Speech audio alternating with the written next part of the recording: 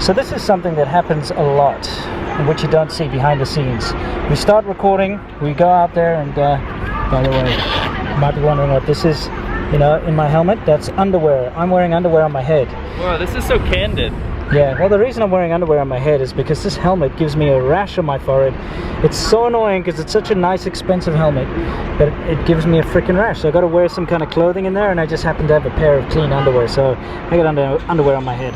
Anyway, what C-Milk's doing is he's resetting his GoPro, and the reason for that is these GoPros are terrible if you don't use like fancy microphones. Like, we just get what we can get here in China, and the microphones we use here are obviously not proper GoPro ones, but GoPro don't actually make microphones. They make these little conversion things, which we do have, by the way.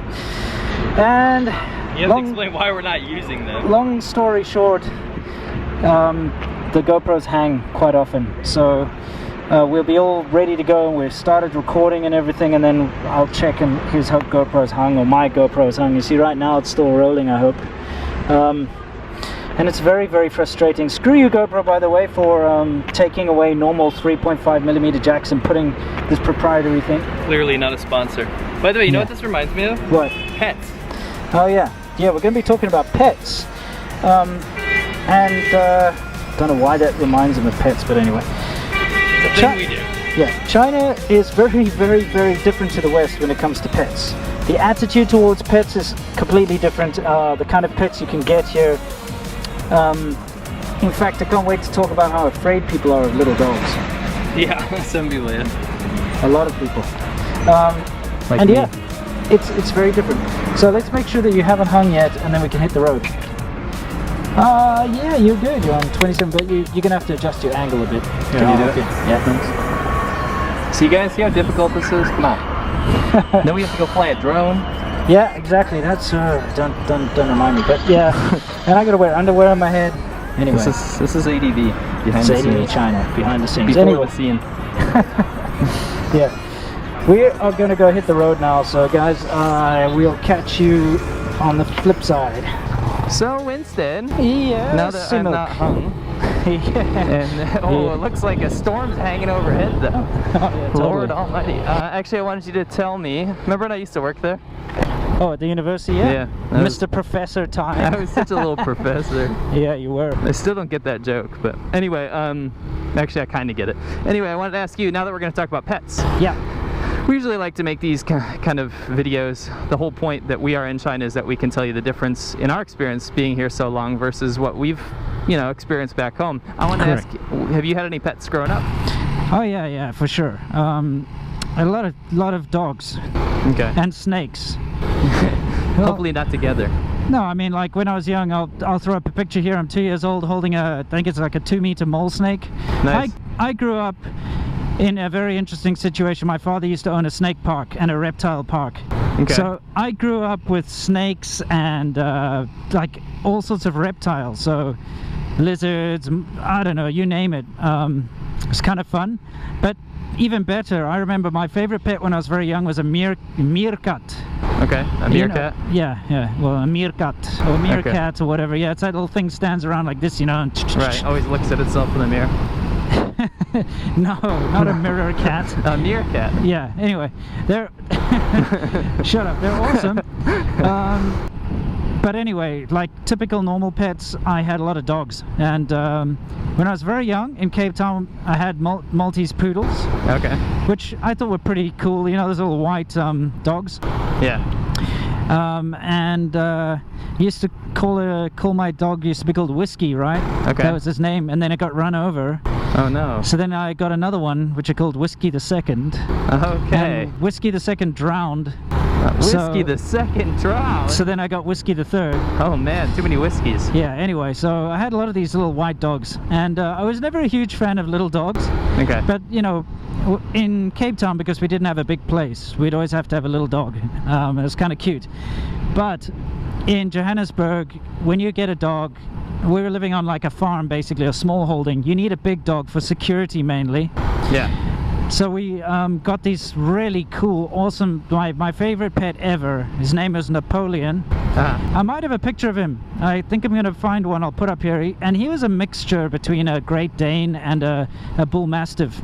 Okay. So he was a big dog, he was a powerful dog, and he was like a gentle giant. He had a great personality. And nice big V8. yeah.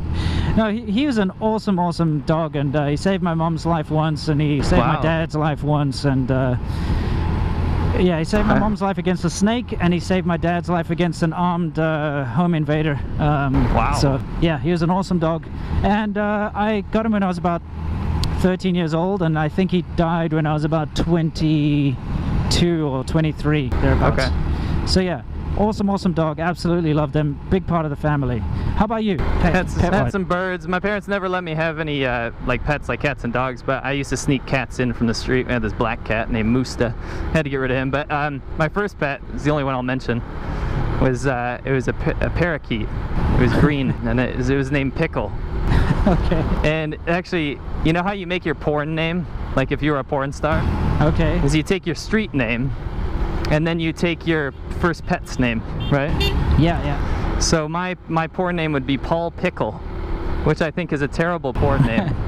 Or a very good one. What would yours be? Well, which street name? You're the one you grew up on. No, I moved Just around pick a lot one. when I was young. Pick the best one. Then it would be like Napoleon Cedar. So no, Cedar Napoleon. Cedar Napoleon, okay. That's pretty cool. I think Napoleon Cedar sounds better than Cedar Napoleon. Yeah, but people will think you're really short. Anyway, we're talking about pets in China. Yeah. Sorry for the aside, but Yeah. pets in China are a little bit different than pets back home because of the relationship that people have with animals. And I'll give you a little Chinese lesson real quick. The name for animal in Chinese is dongwu, which means Moving thing. Yeah. I suppose in English, animal, like animated. Yeah, I suppose. I'm not saying it's bad. similar. I just think it's kind of funny. Yeah, moving stuff. Takes away the personality, you know? Yeah, it's like, hey, look at this moving stuff. Moving stuff. So animals in the past were used for meat or for labor. And just now that China's got money, you know, it's turning middle income, all these youngsters that you see walking around definitely don't treat them like moving things so much anymore. It's changing a lot, the attitude. But I think the relationship that people have with their pets is more of an accessory than it is a loyal companion. What do you think? Absolutely. I've got to put it out there. You know, what would you call it? Empathy, I think is the word. Chinese people in general, it's again a vast generalization, do not have empathy towards animals. Okay. And this is very evident in the way they treat animals. There are lots of restaurants where you cook the animals alive. Right. Steam, you know, seafood alive, and there's, you know, it's pretty awful the way they treat animals in general. And it's one of the things that has always bothered me about living in China. And I'm not gonna, there's no two bones about it. The way Chinese people treat animals in general is quite despicable and terrible. And I'm saying in general. Yeah, because like I said earlier, it's changing fast, really fast. Animal rights groups in China are blowing up. They are. But if you are an animal rights activist or something like that, and you came to China, you would die of a heart attack, or you would die of a broken heart, I think I should say. I can't play devil's advocate there. In about a week. Yeah. I'm telling you for sure. Let's that's go just straight. the case. Okay, we're going straight. So anyway, Chinese people treat animals like dirt. They don't, like, they'll see a dog being beaten to death and they won't care, type thing, you know, like that. Right. That's how they actually prepare dogs for cooking, because, you know, eating dog is a Chinese thing. Right. It's However, unfortunate. Changing. But I just had to bring that up. Yeah, We got it out the way. But let's talk about how it's changing for the better. And we start with the fact that people are now getting dogs as pets. It's huge, dude. When I first came here, I saw maybe once a day someone would have a dog on a leash, or they'd have these little farm dogs running around, right? Watch out for the taxi. Oh, yeah. okay. Nowadays, I see dogs everywhere. Everyone's got a little lap dog. Yeah. They're all Yeah. over the place. And like I said, it's more of an accessory than anything else. Yes. I mean, expensive dogs are very expensive. Very here, you know? expensive. Purebreds only. Yep. Nobody has little mutts. Also, you know, it's really weird, but you see a lot of Siberian Huskies and, you know, these... especially down here in the jungle. It's I know, terrible. It's ridiculous. Go And left up here. apartments are so small here as well. Right. But people have these very big, expensive dogs. And actually, there's a lot of funny and interesting things going on there. Because, you know, my wife loves animals, right? Yeah. She bloody loves animals, and she's a good indicator of, you know, the way things are changing, right? She does have empathy towards animals, and she wouldn't eat a dog, for instance, you know? Right. I think it's more of a sort of older generation thing.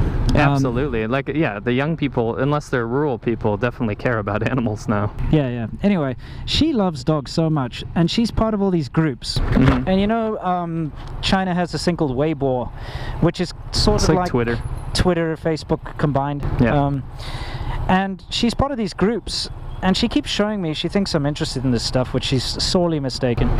But she shows me all the time these pictures of these huskies, and the owners, what they'll do, they're wildly popular, they got lots of followers, and they'll have like the Siberian husky, and they'll dress it up and put like a hat on it, or put it in like kind of clothing and all these cute things. And she buys from these Weibo, they sell calendars and stuff, so she'll have a calendar that's got all these dogs dressed. The dog, it's normally like 2 dogs or something. I'm not shaking my head. I'm shaking my head. And they'll dress them up in like a sailor outfit or something, and then that'll be like March, and you know, so it's kind of like a pin-up poster, but with a husky wearing different clothes. Ooh. Yeah. Anyway, yeah. So you've got that, but then they also make these like cartoons, or comics I should say, where they've got the dogs and maybe a cat or something, and they'll put like speech bubbles above their head and like, you know, make a story. Wow.